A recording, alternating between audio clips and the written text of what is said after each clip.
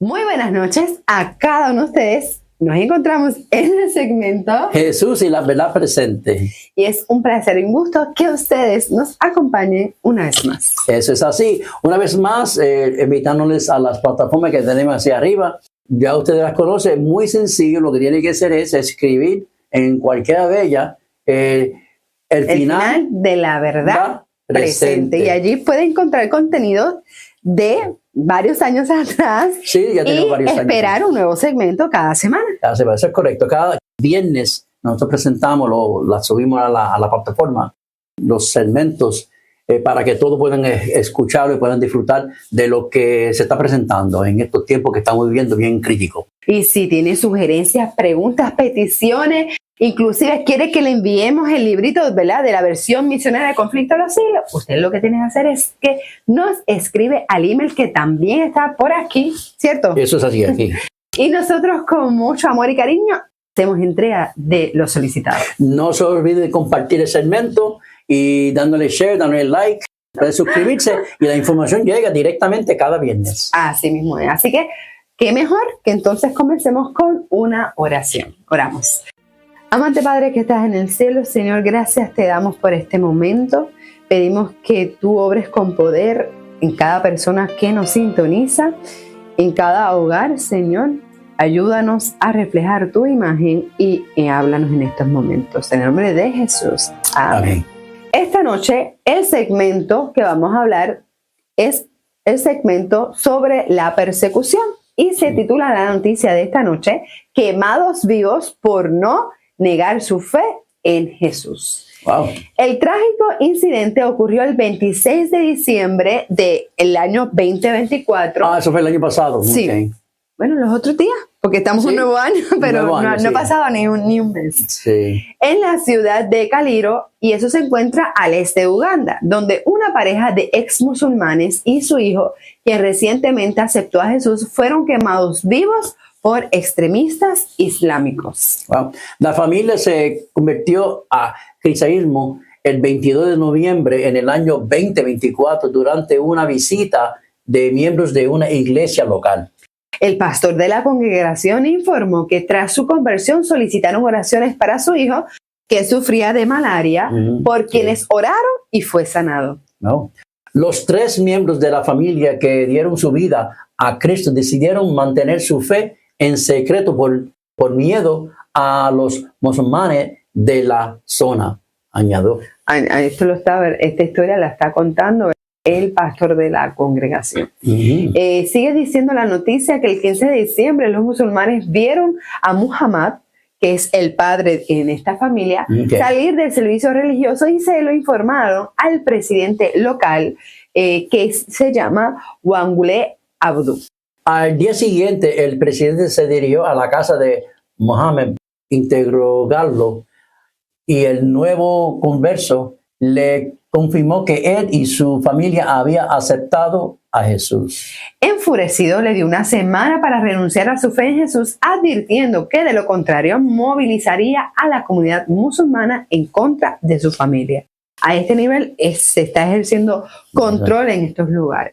El presidente dijo que nuestra familia blasfemó en nombre de Alá y avergonzó a la comunidad musulmana. Dijo a Morning Star News un miembro de la familia cuyo nombre no fue revelado por razones de seguridad.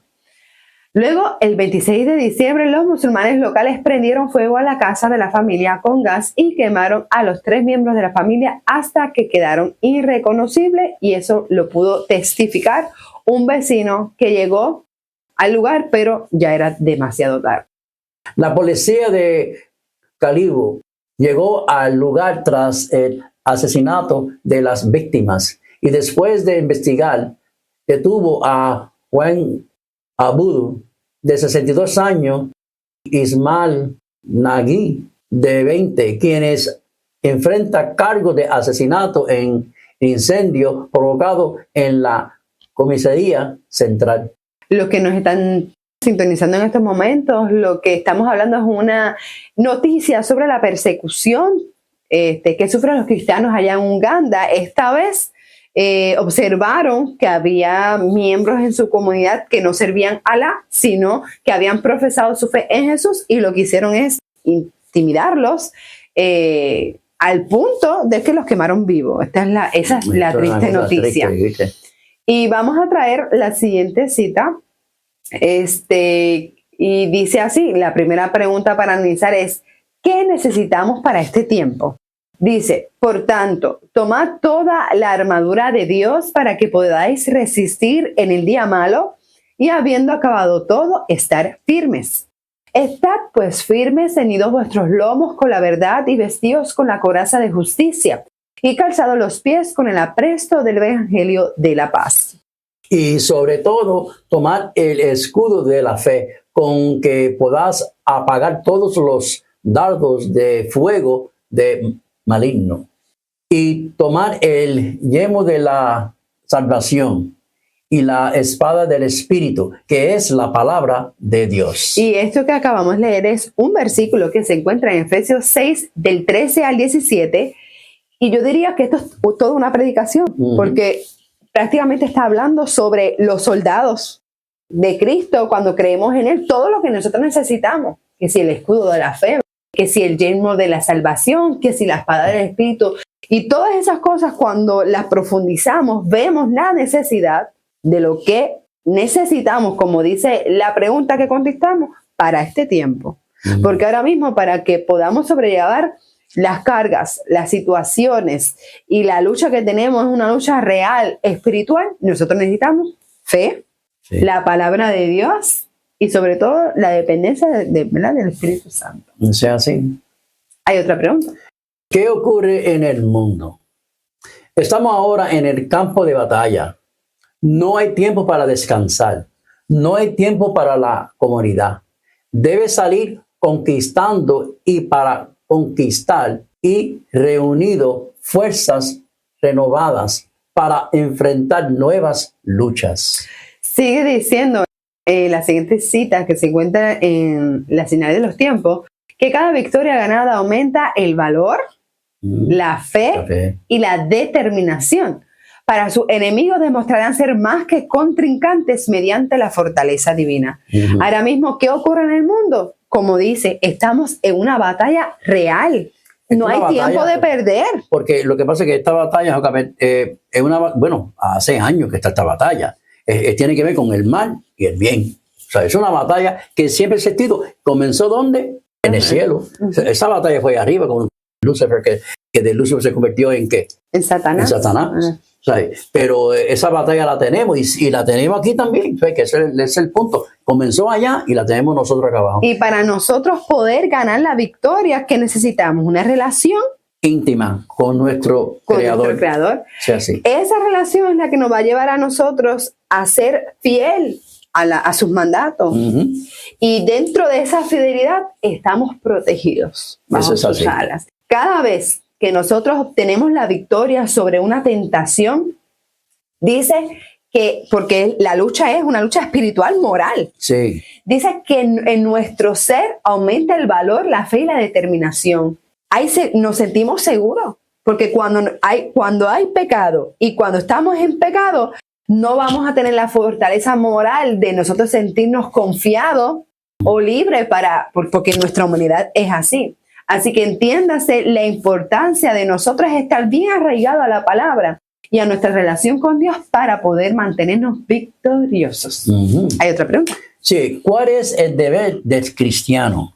Tenemos un deber. Dios exige en la actualidad exactamente lo que exigió a la santa pareja en Edén. Obediencia perfecta a sus requerimientos.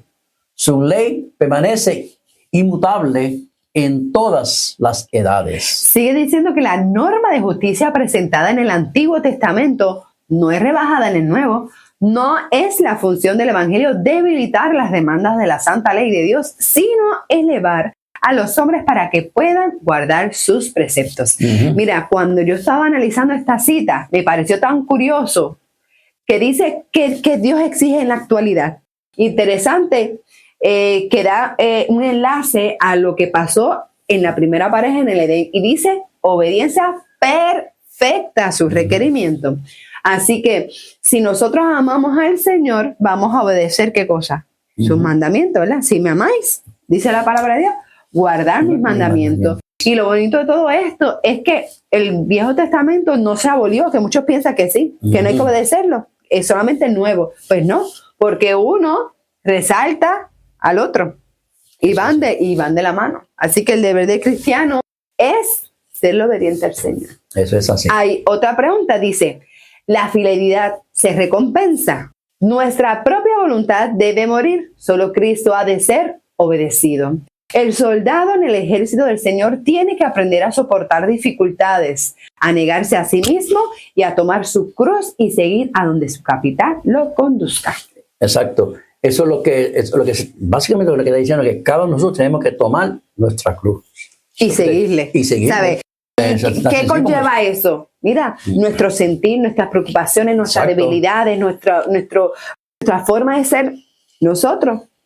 Ya Cristo murió por nosotros, o sea que esa parte no la tenemos que hacer, porque Él murió por nosotros, en la cruz. Pero ahora nosotros tenemos que tomar la cruz, ¿sabes? Que la cruz que es de cada uno de nosotros y seguirle ahí. Mira, el hecho es que, como decía al principio de la cita, algo en mí debe morir y es mi voluntad, porque ahora yo tengo que cumplir la voluntad de Dios, que es mejor que mi voluntad, en mi humanidad pecadora y caída. Dios quiere lo mejor para mí. Y nosotros tenemos que aprender a llevar vidas abnegadas y subyugarnos en reconocimiento a que Dios es mi creador, es mi redentor y por Él existimos. Y la cita sigue diciendo, para la naturaleza humana hay muchas tareas que serán duras de realizar, dolorosas para la carne y la sangre. Este desafío se somete al yo, requiere un esfuerzo decidido y continuo. A pelear la buena batalla de la fe obtendremos preciosas victorias y estamos echando mano de la vida eterna. Como decía Pablo, ¿verdad? Pelear la buena batalla de la fe. De la fe, exacto. Cuando nosotros amamos al Señor, vamos a ver las cosas de forma espiritual y no carnal. No va a ser un peso, no va a ser cargado, no va a ser... que va a ser difícil. Estamos en un mundo de pecado y nuestra humanidad es débil. Pero Dios, si somos buenos, estamos ahí pendientes, pues somos buenos soldados, como dice la cita, ¿verdad? Que habla sobre el soldado y lo que necesitamos. Hay que entender que el yo debe morir. Sí. Que el yo debe morir. Y como estas personas que estamos presentando, ¿verdad? Estas citas en relación a la noticia que estamos dando, todas estas personas se mantuvieron firmes en fe y no les importó dar su vida por creer en Jesús. Sus vidas están salvos. Mira. No es fácil quemarse vivo, ¿viste? Pues son vivos. Son pruebas. No es fácil. Eso me recuerda mucho a la época pasada, en los momentos, ¿te recuerdas en la Inquisición? Que quemaban a las personas vivos. Y eso se va a volver. Eso se está viendo y eso va a ser con más auge porque se va a volver a repetir la historia. Exacto.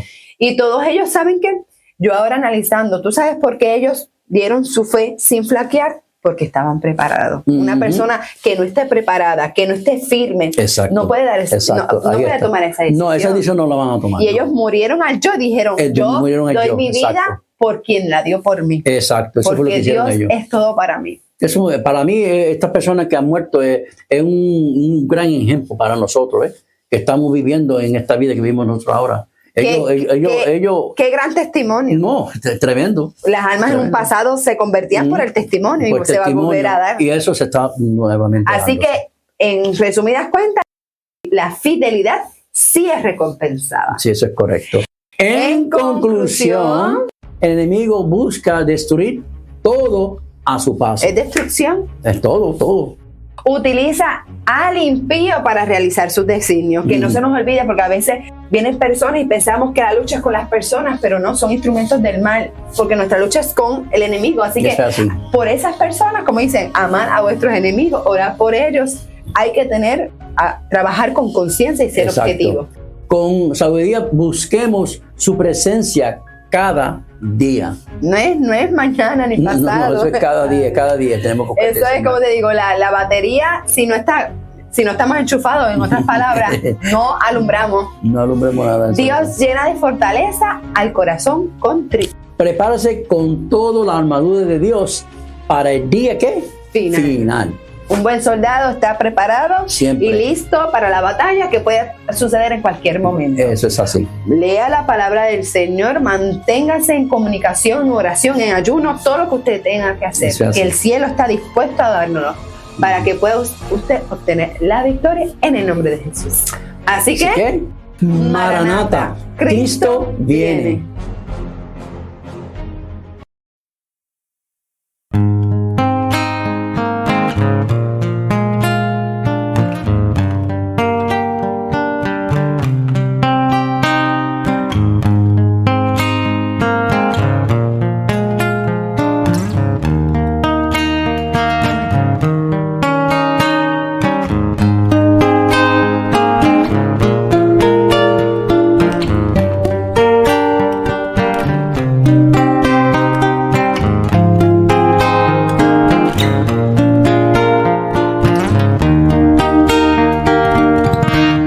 Gracias, Señor, por las pruebas que el mundo da, que por ellas yo creceré, pues mía eres tú. Gracias, Señor,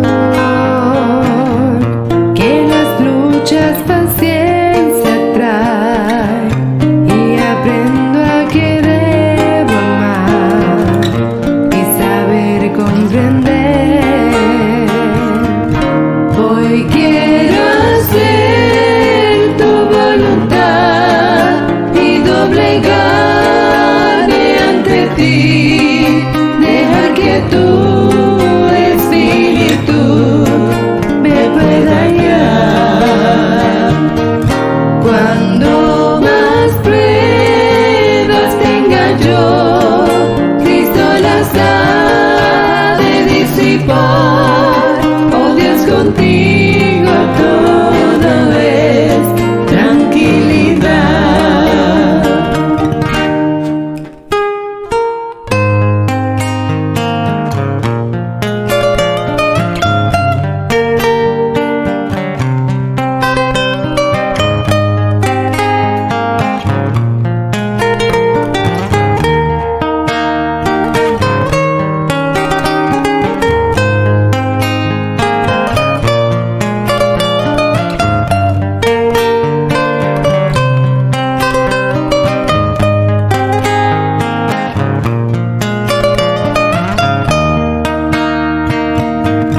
Hoy quiero hacer tu voluntad y doblegarme ante ti, dejar que tu espíritu me pueda guiar.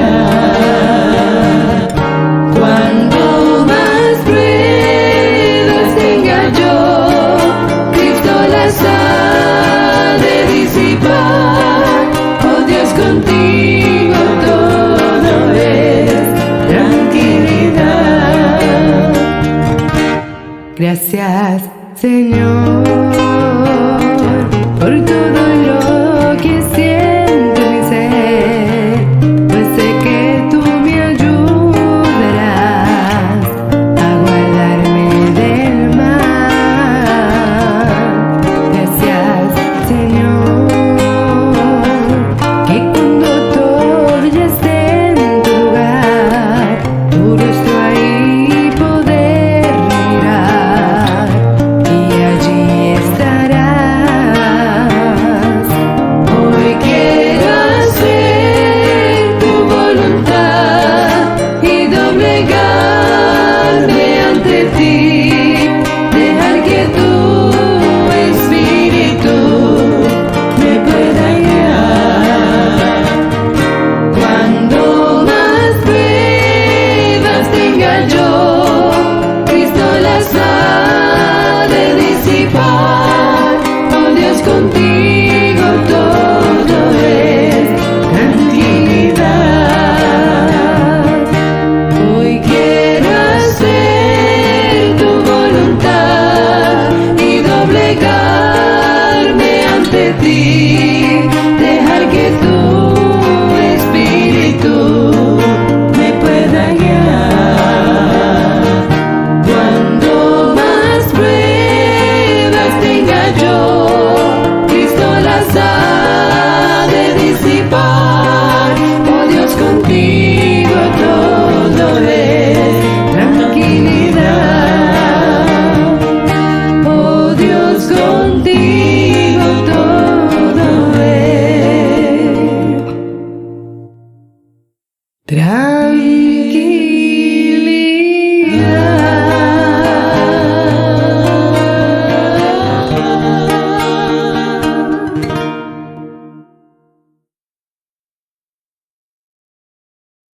Saludos hermanos y amigos, una vez más les habla su amigo en Cristo Jesús, Juno Trinidad.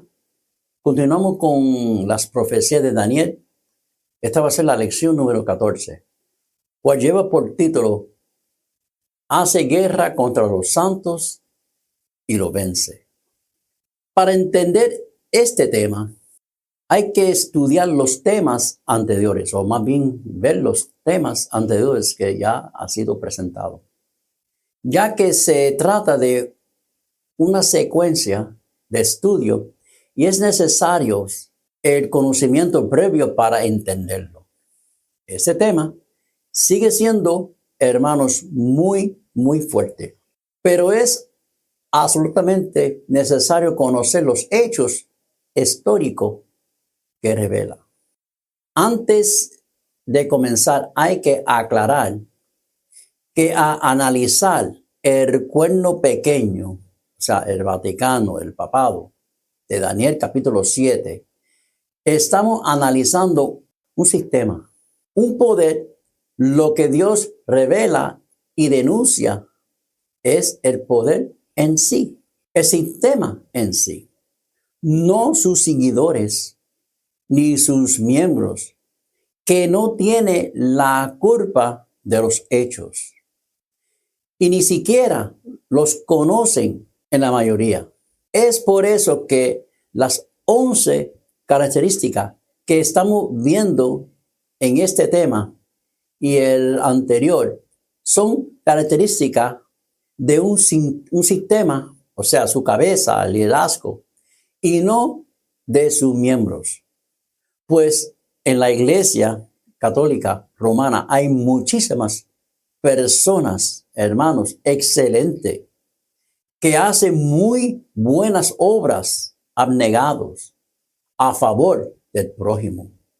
En el tema anterior vimos que el poder del Vaticano es diferente a los demás países europeos, pues representa una perfecta unificación entre iglesia y Estado, siendo el Papa a la vez líder religioso y líder político del Vaticano. Recordamos de temas anteriores que fue esa unión ilícita que trajo como fruto la imposición religiosa sobre los habitantes, la persecución religiosa y la terrible Inquisición medieval. Hace guerra contra los santos y los vence.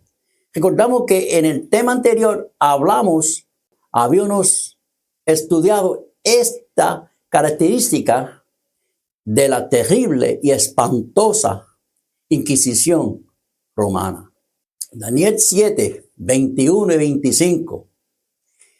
Y veía yo que este cuerno hacía guerra contra los santos y los vencía, y a los santos de Altísimos quebrantará. Es importante añadir algunos detalles importantes respecto a este punto. La Inquisición no fue un accidente o un error de una persona.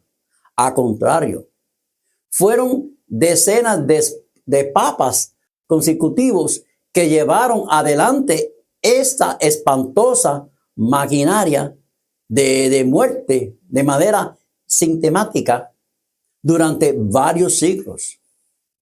Muchas personas, pues, ciegadas religiosamente y espiritualmente, pensaba sinceramente rendir un servicio a Dios, a perseguir y a asesinar a los cristianos que pensaban diferente a ellos.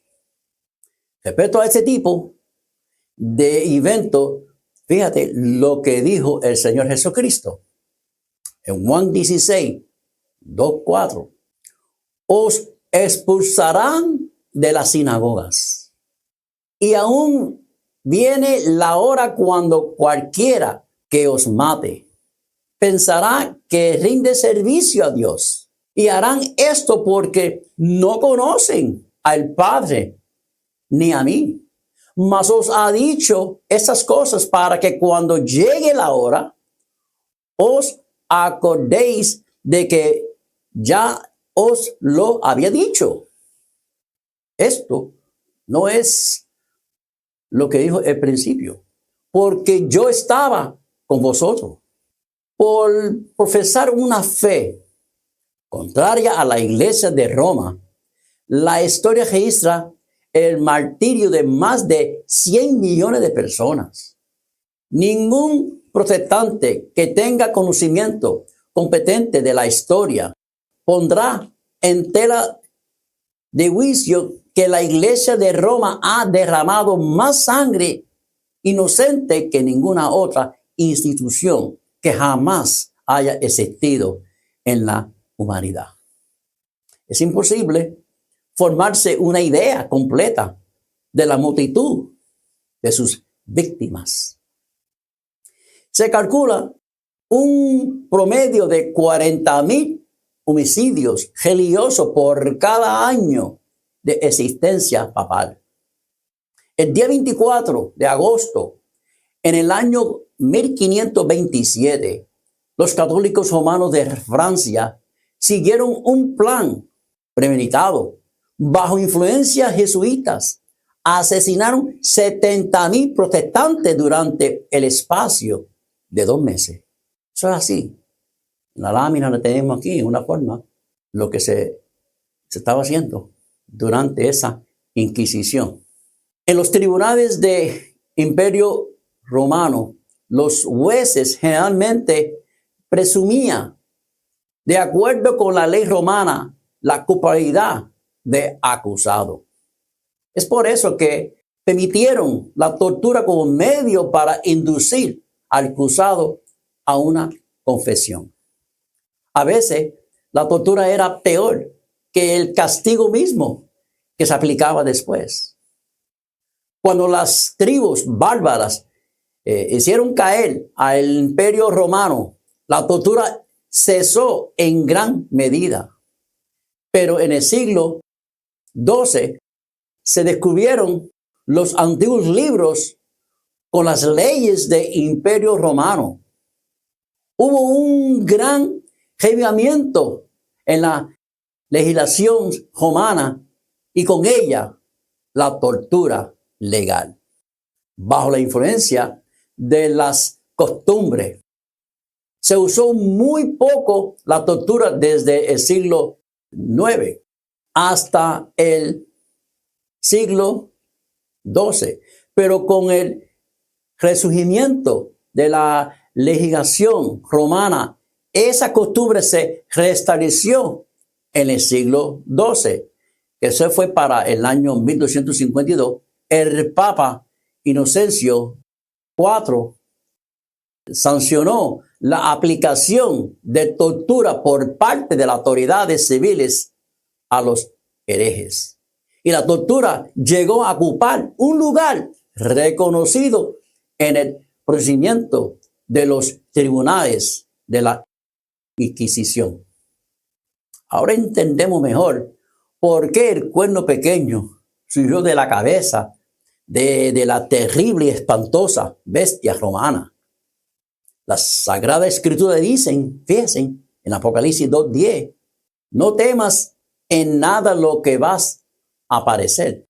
He aquí, el diablo echará a algunos de vosotros en la cárcel, para que seáis probados y tendréis tribulaciones. Ser fiel hasta la muerte, y yo te daré la corona de la vida. Amén. La cultura brutal y anticristiana llegó a su fin a cabo de los 1260 años proféticos. Eso fue para el año 1798, cuando Napoleón quebró el poder del papado. Los santos de Dios habían sido perseguidos durante este tiempo de la supremacía papal en Europa, tal como la palabra de Dios lo había predicho en Apocalipsis 17, 1, 2 y 6. Y a los santos de Altísimo quebrantará y serán entregados en sus manos hasta tiempo y tiempos y medio tiempo, según Daniel 7:25. Entonces San Juan se asombró sobremanera cuando vio a la mujer, o sea, la iglesia papal, embriagar de la sangre de los santos y de la sangre de los mártires de Jesús. Gracias a Dios se levantó Napoleón y puso fin al poder del Vaticano y con él y la Inquisición. Hace más de como 227 años vivimos en un mundo, vamos a decir, sin Inquisición y con relativa libertad religiosas, ¿no? 227 años son un periodo bastante corto, considerado los 1260 años en que el poder papal dominaba las naciones europeas y hispanoamericanas. Tenemos que agradecer a Dios que en este momento el mundo vive en una relativa paz religiosa, más o menos, pero la intolerancia religiosa con sus persecuciones volverá. Lamentablemente, hermanos, como veremos en temas más avanzados de este estudio que se está presentando. Aquí tenemos el mapa que le estamos presentando. Los bastiones principales del catolicismo romano en Europa, tras el inicio de la Reforma Protestante, llegaron a ser España, Portugal, Italia, entre otros. Sobre todo hay que destacar España. Los españoles se volvieron muy celosos en cuanto a la defensa de la fe católica durante la Edad Media en su lucha contra los moros y también durante la época inmediatamente anterior a la Reforma Protestante en su afán de detener la apostasía de los judíos que había profesado la fe cristiana. Por lo tanto, pidieron permiso al Papa para convertir la Inquisición en arma de Estado. Lo que les fue, hermanos, concedido, lamentablemente. En manos de los españoles, esta institución adquirió un carácter especialmente eficiente. Los brotes de protestantismo fueron descubiertos y estripados con una eficiencia terrible. En América hispana ocurrió lo mismo. Debe tenerse en cuenta que la Reforma Protestante y la conquista de las Américas fueron eventos contemporáneos. Los españoles estaban alertados de antemano de lo que ocurría en Alemania y otros países europeos. Y no querían que se repite en su territorio la Reforma Protestante. Es por eso que estriparon con una eficiencia terrible los brotes de protestantismo que fueron descubiertos. Los españoles hicieron algo parecido con los misioneros protestantes que llegaron a su territorio para introducir la reforma. que los bolivianos con el Che Guevara, cuando éste vino a Bolivia y introdujo su revolución comunista. Los bolivianos estaban alertados de antemano de lo que había ocurrido en Cuba y no querían que se repita en su territorio la revolución comunista, estripando el bote de movimiento comunista que fue descubierto. Los españoles católicos conquistaron gran parte de la América hispana y los portugueses católicos en vastos territorios de Brasil. Oposición política, militar. Recuerde que el papado arrancó 3 cuernos arianos que estaban en su contra a inicio de su soberanía europea. Recuerda esa partecita. Y ahora vemos que lucha físicamente contra los diferentes protestantes de la Reforma.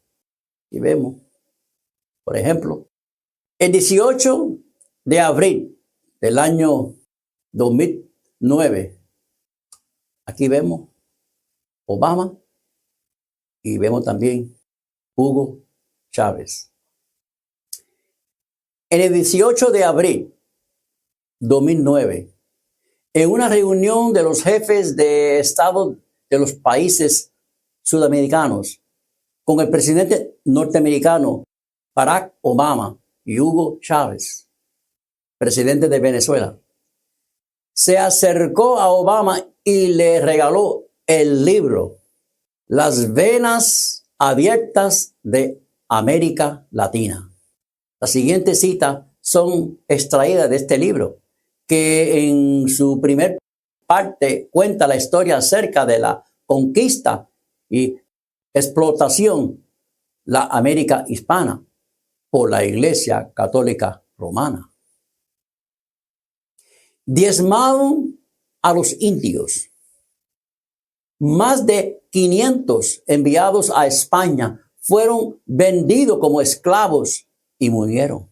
Antes de cada entrada militar, los capitanes de conquista deberían leer a los indios ante escribano público un intenso requerimiento que los exhortaban a convertirse a la Santa Fe Católica.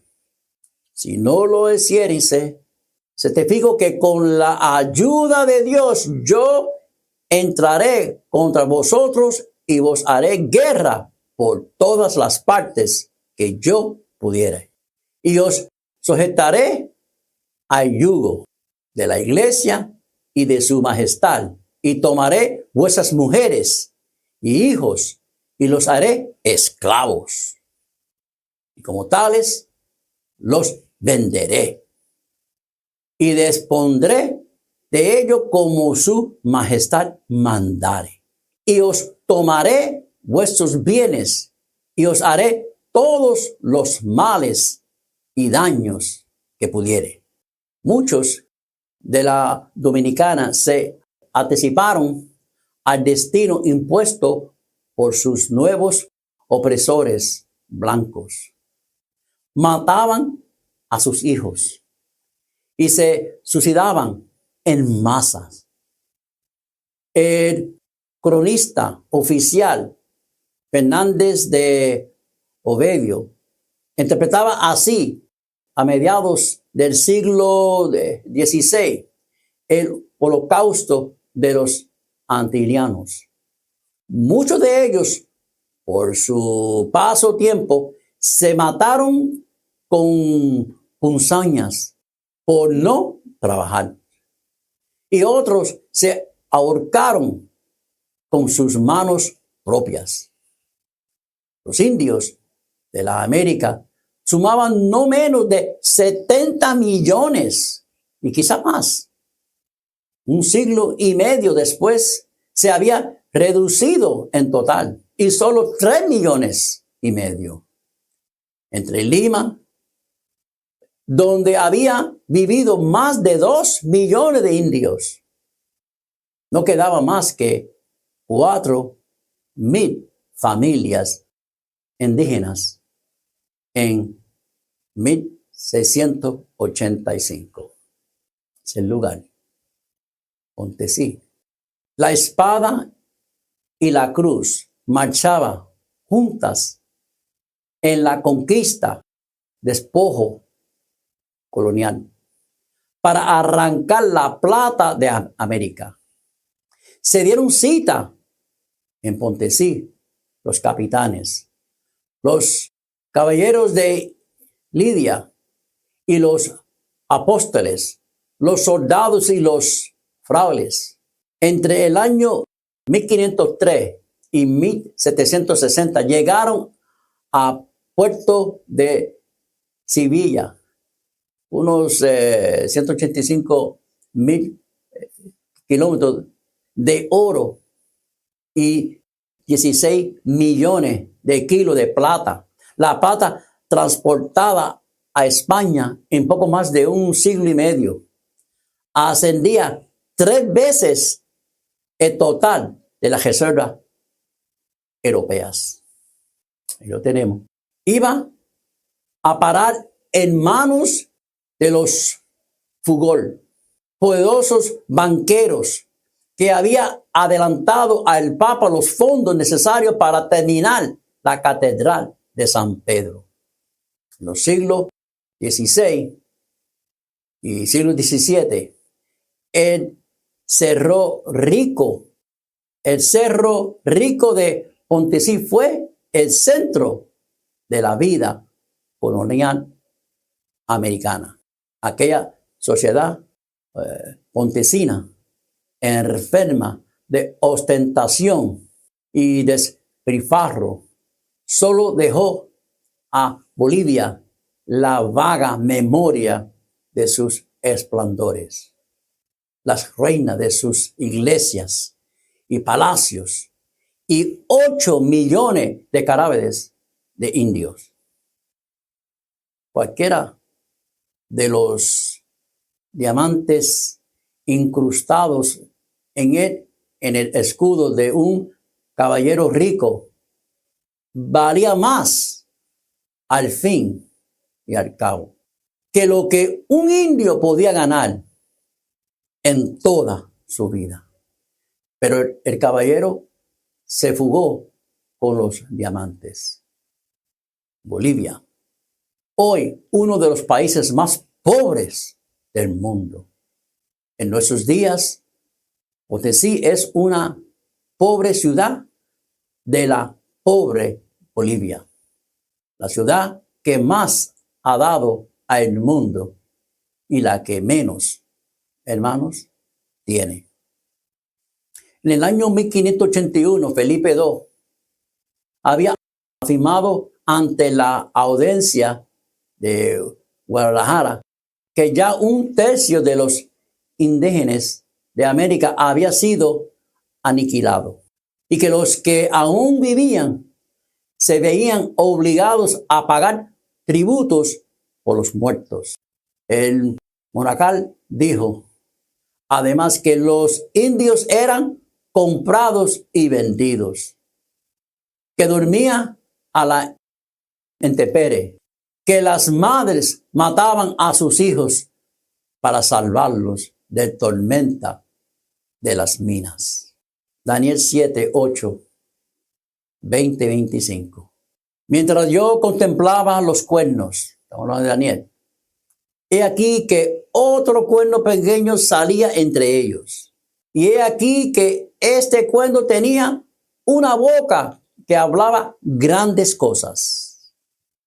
Y este mismo cuerno tenía boca que hablaba grandes cosas.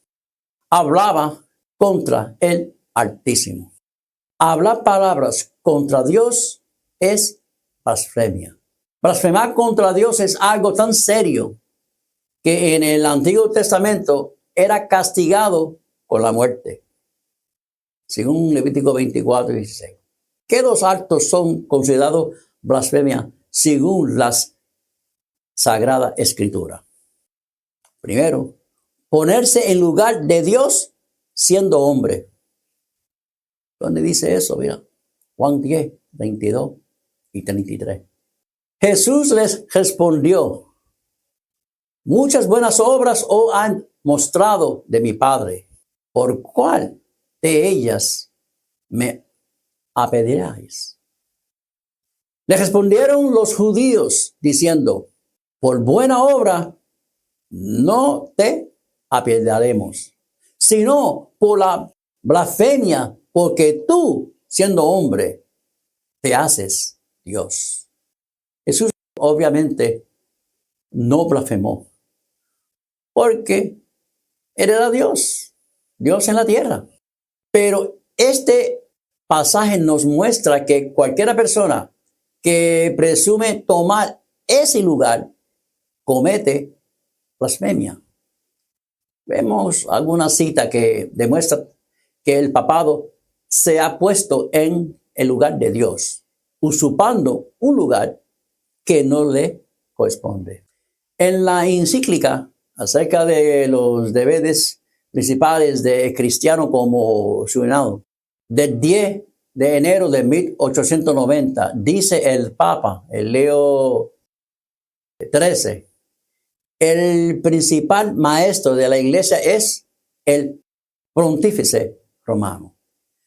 Para llegar a la uniformidad de pensamiento es necesario subyugarse completamente a la voluntad del pontífice romano y de la iglesia y obedecerle como si fuese Dios mismo.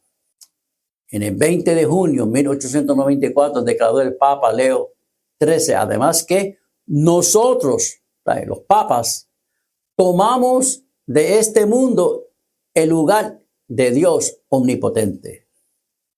Nosotros definimos que la Santa Sede Apostólica del Vaticano y el Pontífice Romano tiene las premisas sobre todo el mundo. En julio de 1895 publicó en una revista católica, Catholic National, lo siguiente: el Papa no es solamente el representante de Jesucristo, sino es el mismo Jesucristo ocultado bajo el velo de la carne. En el año 2000, la librería Vaticana editó un folleto llamado El secreto de Fátima. En la presentación de texto, en la página 3, habla acerca de atentado que sufrió el Papa Juan Pablo II. Eso fue para el 13 de mayo de 1981, diciendo: tras los dramáticos y crueles acontecimientos del siglo XX, uno de los más cruciales en la historia del hombre, combinando con el cuento atentado al dulce Cristo en la tierra. Esta declaración oficialmente fue hecha durante el pontificado de Juan Pablo II, en la cual el Papa no solo es llamado representante de Cristo en la tierra, sino el dulce Cristo en la tierra. Número 2. Decir poder perdonar pecados. Aquí está el texto bíblico, Marcos 2, 5 y 7. A ver Jesús, la fe de ellos, dijo al paralítico: hijo, tus pecados te son perdonados. Estaban allí sentados algunos de los escribas, los cuales cavilaban en sus corazones: ¿por qué habla este así? Blasfemia dice. ¿Quién puede perdonar pecados si no solo Dios? Jesús obviamente no blasfemó, hermanos, porque él era Dios en la tierra. Pero este pasaje nos muestra que cualquier persona que presume poder perdonar pecado comete blasfemia. Vemos algunas citas que demuestran que el papado se ha puesto en el lugar de Dios, usurpando un lugar que no les corresponde, diciendo poder perdonar pecados. Hay dos niveles de perdonar pecados. Nosotros podemos y debemos perdonar a los que nos ofenden o nos hace un daño. Perdonar al prójimo es inclusive una orden divina que aparece en la oración del Padre Nuestro. Ustedes lo conocen, Mateo 6, 12, 14 y 15. Pero no podemos perdonar el pecado de alguien en el sentido de borrarlos de los libros celestiales. Esa autoridad solo la tiene Jesucristo. Eso no lo puede leerlo en el libro de Lucas 7, 47 hasta 49. También Colosenses 1 hasta el 13, 14. Primero de Juan de 7 hasta el 9. 2, de 1 al 2. Hebreo 4, 14 y 16. Y también se encuentra el 7, 25. Indulgencia. En la Iglesia Católica Romana es la remisión total o parcial de la deuda del castigo temporal que se debe a Dios por el pecado después de que se ha perdonado la culpa. La mayoría de las indulgencias concedidas por el Papa son aplicables a las almas de purgatorio. La práctica de conceder indulgencias se extendió más con la llegada de las cruzadas. Comenzaron con las primeras cruzadas de el año 1095, cuando Urbano II prometió la remisión de toda pena a aquellos que fueron al liberar la Tierra Santa. Guerrero, aquí tenemos, Martín Lutero. Luego, esto se amplió en una indulgencia plenaria y llegó a incluir todos aquellos que contribuyeron a la financiación de las cruzadas. El abuso de la concesión de indulgencia a cambio de ayudas financieras fue considerable durante la Edad Media. Martín Lutero atacó la doctrina como tal en sus 95 tesis. La palabra indulgencia no aparece en la palabra de Dios. Son términos inventados por el poder papal para otorgar el perdón y a sus fieles que crean en ella. Indulgencias pueden ser concedidas por el Papa, los obispos o los cardenales. Hasta el fin del siglo XVI, la venta de indulgencia estaba reglamentada. Solo determinadas penas temporales podían ser redimidas con dineros en ningún arrepentimiento.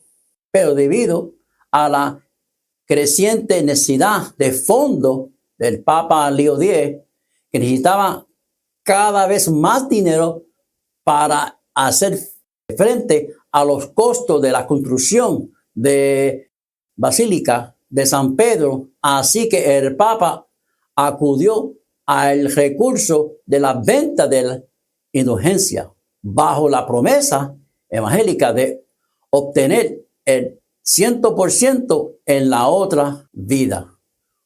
Publicó una burla el 31 de marzo de 1515 solicitando los donativos de los fieles cristianos para la obra basílicas. Otra persona que se llama Juan Terza, monja alemán, comisionado por el Papa Leo X, pretendió recolectar grandes sumas de dinero vendiendo indulgencia. Esto es, el perdón de la pena debida por los pecados, a cambio de un pago previamente establecido. Cuando éste se acercaba a las ciudades, la gente del pueblo recibía a este pretencioso blasfemo como si fuera Dios mismo. Y Tesa ascendía al púlpito y alababa las indulgencias como el más precioso don de Dios. La mitad del resultado de la venta se destinaba a la construcción de Basílica de San Pedro en Roma. El resto se dividió entre los obispos y los demás y otros. La escandalosa transacción de indulgencia por dinero fue detonante para que Martín Lutero, con su rebeldía frente al papado, iniciara, que fue para 1517, una reforma eclesiástica que habría de dividir la comunidad cristiana. Martín Lutero, teólogo y sacerdote católico agustino, desaprobaba este comercio. En efecto, en el siglo XVI, los abusos y el tráfico a que dio lugar la venta de perdón fue el motivo principal que llevó a Martín Lutero a enfrentarse con la Iglesia católica. En su opinión, tales transacciones eran vergonzosas y lejos de liberar a los pecadores. La venta de indulgencia fue motivo para una indignada respuesta de Martín Lutero, que publicó las 95 tesis, que eso fue para el 31 de octubre de 1517 en Wittenberg, iniciando así el proceso conocido como la Reforma Protestante. La predica de indulgencia fue denunciada ya por Jan Wycliffe, que eso es para el año 1320 hasta 1384, y también por Johann Hus en 1369 y hasta 1415, que cuestionaron los abusos que sus prácticas originaban. Martín Lutero atacó el principio mismo de la práctica de las ventas de las indulgencias con las 95 tesis que clavó en la puerta de la capilla de Wittenberg. Según Lutero, solo Dios puede justificar a los pecadores. Las 95 tesis combate tanto las indulgencias por las almas y el purgatorio. Es la idea misma de purgatorio que resulta cuestionada. Lutero acusa así a la Iglesia de instrumentalizar el medio al infierno. En lo que respecta a los vivos, Lutero sostiene que el arrepentimiento basta para lograr la remisión de penas, sin necesidad de cartas de indulgencia. El perdón es un don gratuito de Dios que no se compra ni se vende. Todas las personas del mundo pueden obtener el perdón de sus pecados gratis de Jesús. Es más rico como también es más pobre, pues el perdón no cuesta ni un centavo. Requiere tan solo un corazón sincero y arrepentido. Eso es así. Apocalipsis 22, 17. Y el espíritu y la esposa dice, ven. Y el que oye, diga, ven. Y el que tiene sed, venga. Y el que quiere, tome del agua de la vida. ¿Cómo? Gratuitamente. Isaías 55:1. Y todos los sedientos, venir a las aguas. Y los que no tienen dinero, venir. Compra y come. Venir, compra sin dinero y sin precio vino y leche. siendo justificado gratuitamente por su gracia mediante la redención, que es en Cristo Jesús. Romanos 3, 24. Hasta el día de hoy, la indulgencia sustente tanto en la doctrina católica como en la práctica. Ya no se vende por dinero, pero uno puede obtener el perdón de sus pecados por cumplir ciertos requisitos. El Vaticano pidió perdón por la Inquisición, hermanos. Eso fue allá en el año 2004, fue en junio 16. Juan Pablo II volvió a pedir perdón al mundo por la dolorosa experiencia de la Inquisición. El Vaticano, por su parte, a cabo de una larga investigación histórica, conocieron los abusos cometidos por las iglesias católicas. Juan Pablo II reafirmó arrepentimiento de la iglesia por el escándalo Martín Lutero, Inquisición, es decir, los pecados de la intolerancia cometidos desde el siglo XIII hasta el siglo XIX por los tribunales eclesiásticos. Pedir perdón es un buen primer paso, pero cuando se trata de haber quitado algo individualmente, hermanos, no es suficiente. Además de pedir perdón, hay que rectificar el daño causado por lo que hizo. Por ejemplo, Zaqueo, que ustedes conocen la historia. Levítico 6, 1 al 5. Lucas 19, 7, 9. A ver esto, todos murmuraron, diciendo que había entrado a posar con un hombre pecador. Entonces Zaqueo, puesto en pie, dijo al Señor: He aquí, Señor, la mitad de mis bienes doy a los pobres. Y si alguno ha defraudado en alguno, se lo devuelvo cuadruplicado. Jesús le dijo: Hoy ha venido la salvación a esta casa, por cuanto él también es hijo de Abraham. En este caso histórico es difícil justificar el daño causado por el Vaticano a decenas de millones de protestantes, indígenas, suramericanas, mineros, bolivianos, etc. Pero por lo menos debería hacer un intento sincero. En este tema hemos estudiado que la Catedral Basílica de San Pedro en Vaticano de Roma fue financiada por la plata proveniente del Cerro Rico de Pontesí y mediante la venta de las indulgencias. Eso sí sabemos. Hermanos, les esperamos en nuestra próxima semana con la lección número 15, cual lleva por título: Habla grandes cosas contra Dios. Oremos. Señor Padre eterno, en esta hora gracias te damos por este mensaje que nos ha presentado. Gracias, Señor, porque sabemos que eso fue en el pasado, todo, pero sabemos también que no tenemos que pagar por el perdón. El perdón es gratis. Podemos pedir perdón. Tenemos un mediador que es Cristo Jesús.